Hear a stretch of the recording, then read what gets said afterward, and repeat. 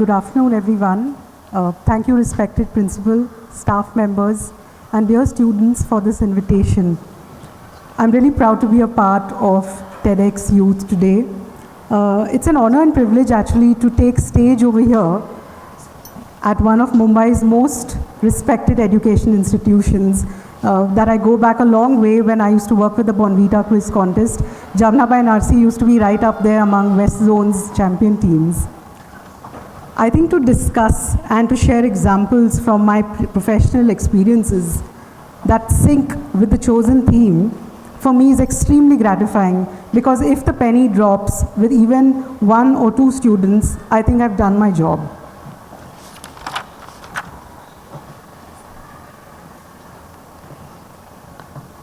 My topic is called Read Between the Lines, and this is inspired from work that I do as a journalist as well as an author. With great power comes great responsibility. It remains one of my favorite mantras, especially as I built my career and became a senior journalist. It is also fairly relevant to this session, which is about 2 truths and a lie. I'm sure all of you would know who this belongs to, or rather from the film franchisee, Spider-Man. So superhero Spider-Man was also Peter Parker, the dedicated photojournalist. He works for the Daily Planet. I work for Midday. We're going to talk about the balancing act in the professional world.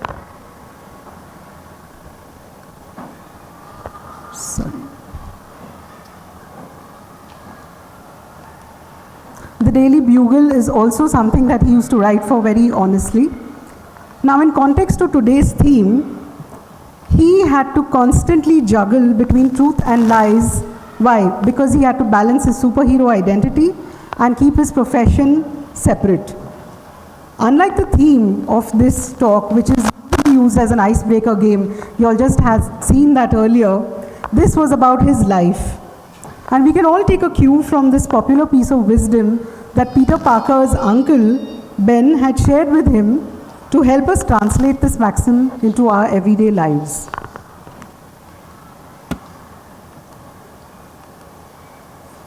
Challenges are everywhere as you step into the world of academics and later with your career choices. Truth and lies often appear as 2 peas in a pod. In this digital age, it's easy to get swayed, especially by AI-generated content that can confuse or dilute a truth with a lie. But it's important to draw the line and stand apart. I'm going back to my favorite superhero, which is Spider-Man. He would use his web magic to swing across New York City's skylines. He depended entirely on his sense of balance and direction as he would negotiate and navigate the city's crime. I'm sure all of you would also remember the famous lines, "My Spidey sense." That same sense of balance is going to come into play, my dear students, as you navigate again this precarious world of academics and eventually your professional pursuits. You will be thrown in the deep, and very often you are going to hear people around you say, "Oh, it's a catch-22 situation." And that is where truth and lies are going to be balancing acts for you as well. So let us try to help decode this dilemma, because at the end of the day, you are the ones who are going to go out into the world and have to make those choices, A, B, C, D, or even Z.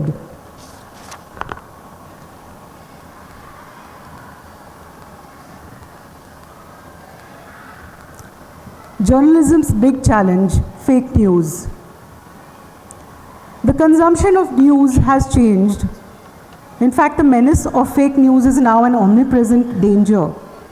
Lies are everywhere, so how do you spot the truth? How do you ensure that the reader is safeguarded? Now, as a journalist, when I began my career in the early 2000s, it was fairly simple, and most of us could spot fake news from a mile.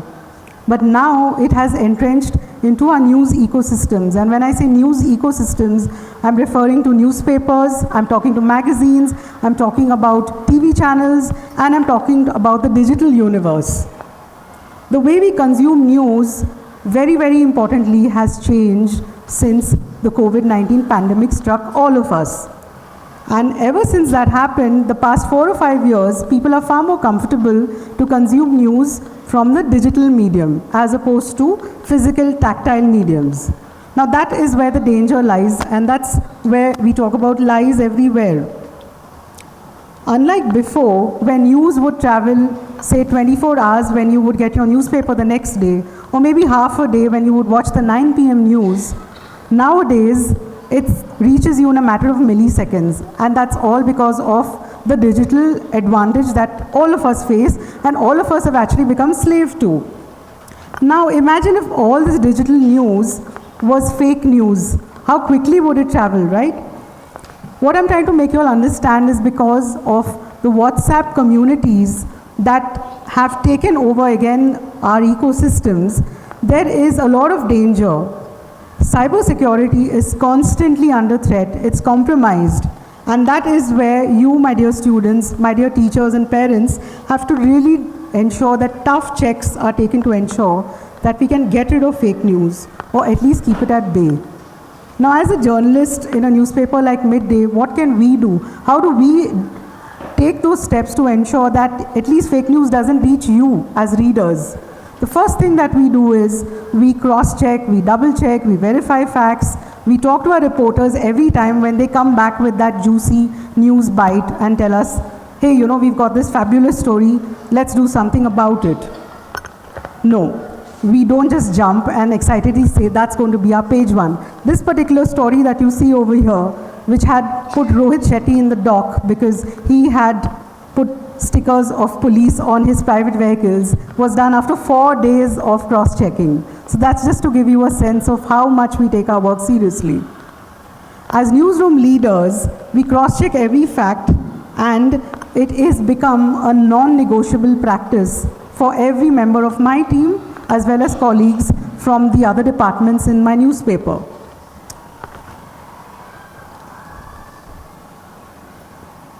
When in doubt, leave it out. I use this mantra very often with my colleagues. It is something that we tend to get used to, that where there is this great story, as I said earlier, let's just take on with it. No, you should never ever do that. We, as journalists, ensure that reported stories go back to the fact, to the source, and we also ensure that print deadlines are not compromised as a result of it. I can give you several examples of where we've had to actually hold back stories at the nth hour before it went into print because the reporter was not too sure about its veracity. And that, my dear friends, is the hallmark of ensuring that fake news doesn't reach you, doesn't reach your doorstep, doesn't enter your home, at least from our end. We have often held back big breaking news, as I said, time and again, because for us, credibility is more important than breaking news. 100% sure accuracy is what I constantly tell my colleagues. I tell my junior colleagues, I tell interns who join the team every now and then, that we cannot afford to put fake news out there just because it looks sensational. It sounds sensational. So right now I've shared with you about how we as newsroom leaders tend to take precautions. But what can you do as young people stepping into the world, stepping into higher academics, stepping into your careers? The first point is avoid sharing sensational updates. It's very tempting to do that just to sound cool and say, hey, you know, I broke the news. First mover advantage. No. I think it's important to be very, very, very careful before you disseminate that news with other people. Second, look out for problematic sites. The trick is to look for poorly worded English, slang language, and poor grammar. You know that those are the dodgy sites. Be a responsible news reader. Don't believe everything that reaches your phone. Never do that. I think that's the biggest mistake we make. Look for factually solid news websites that are trusted by the best in the industry. I'm now going to move on to another part of my career, which is that as a journalist. Which is that as an author. And I'm going to talk to you about primary sources versus hearsay. It's again very tempting because in this rush to be a writer, you tend to forget certain maxims, which is like, how do you find the truth, especially in unknown terrain? Not every book that you decide to write may necessarily have the facts and figures right at your doorstep. Read, research, and record. Primary sources are your #1 tool. Now this is something that I swear by, and I think each of you should also slowly adapt to it. It's not the easiest.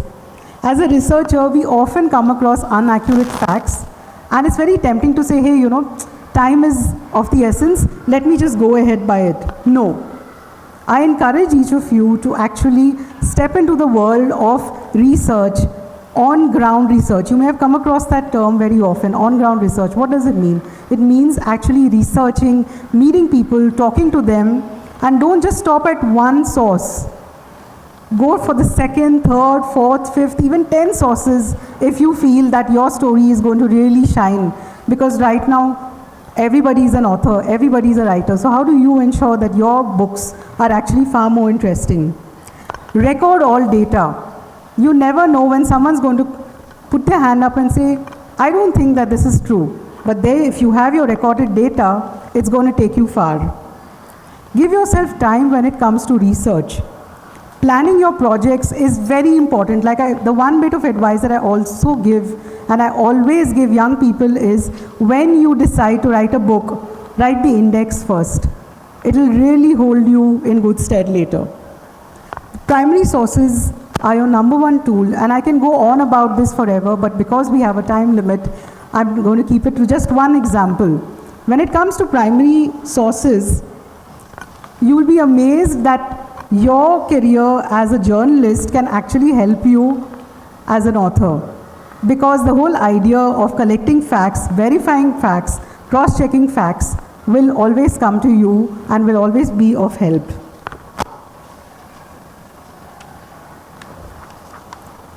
I'm going to sum up a few of my learnings as a leader in this short slide about power and how it can be dangerous. If you recall at the start of my talk, I had mentioned about power and responsibility.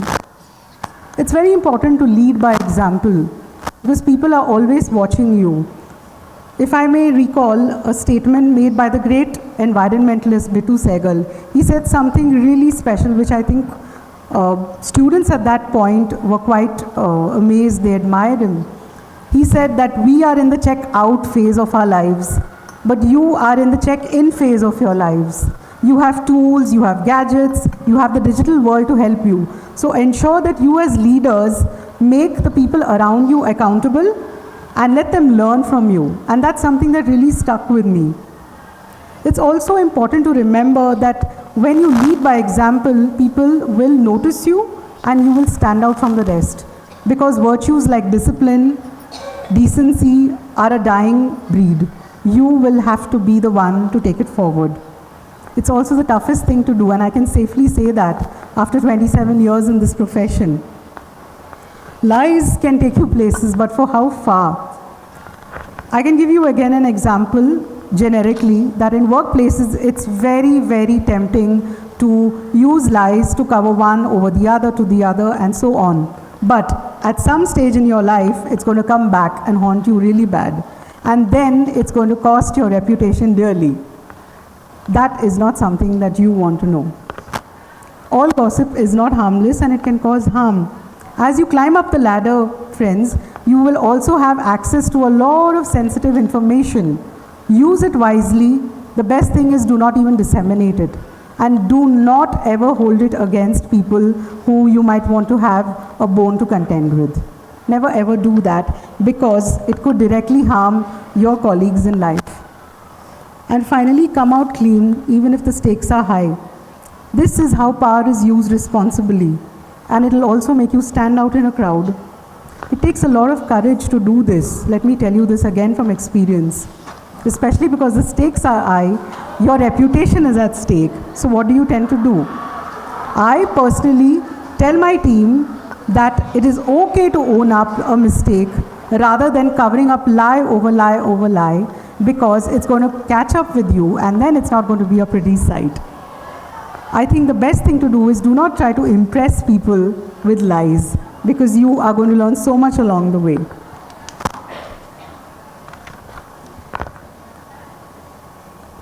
had Tom Cruise earlier in one of our slides. He's one of my favorite actors. This is what he said: "I do not care if you print something nasty about me. If it's true, fine, I don't care. But just make sure it's the truth." It just showed that how confident he was, even if something that was not so cool was written about him. But it showed that the man believed in honesty, he believed in transparency, and he believed in facing the audience irrespective of whatever was written about him.